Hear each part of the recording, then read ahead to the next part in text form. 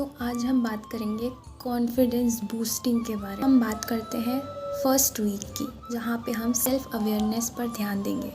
तो सबसे पहला पॉइंट जो इसमें हमें करना है वो ये करना है कि स्ट्रेंथ और वीकनेस को ध्यान रखते हुए उन पर काम करना है।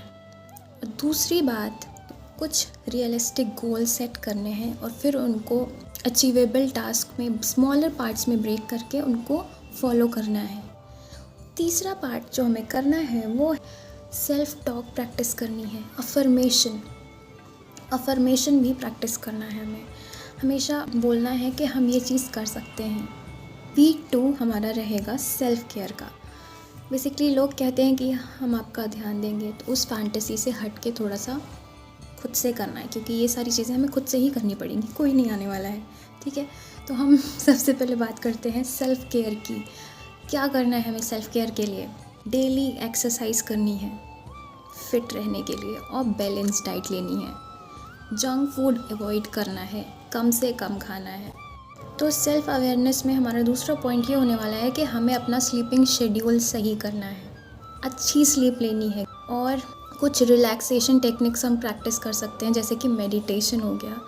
मेडिटेशन और डीप ब्रीथ प्रैक्टिस कर सकते हैं, जिससे हमारा माइंड भी फ्रेश रहेगा और हमें भी अच्छा लगेगा। इसमें तीसरा पॉइंट ये रहेगा कि हमें वो एक्टिविटीज़ करनी है जिससे हम खुश होते हैं, जिससे हमें गुड फील होता है कि हम ये चीज़ कर पा रहे हैं, हमें अच्छा लग रहा है अंदर से कि ये चीज़ हम कर सकते हैं। वो ऐसी हर चीज़ करनी है जिससे हम खुश रहते हैं, जिससे हमें अपने लिए अच्छा फील होता है।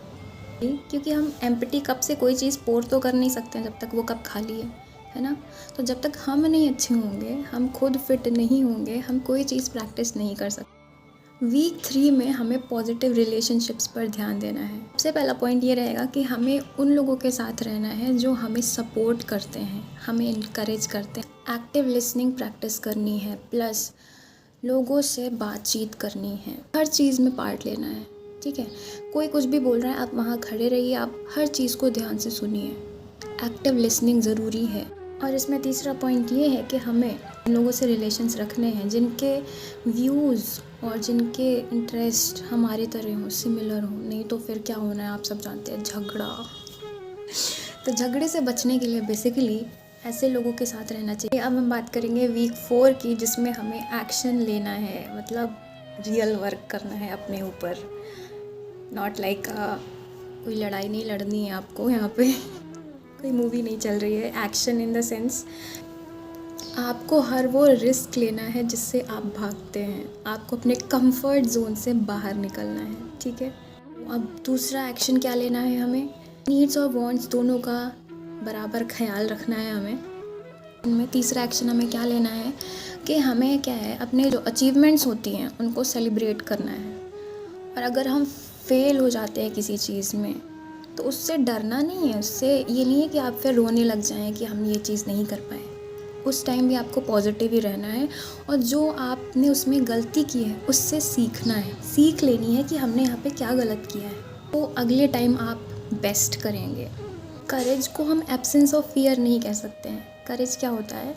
करेज का मतलब कि फियर से बढ़ के भी हमारे लिए कुछ चीज़ इम्पोर्टेंट है, वो होता है करेज। प्लस एक चीज़ और हमें ध्यान देनी है कि हमें नॉलेज इकट्ठी करनी है।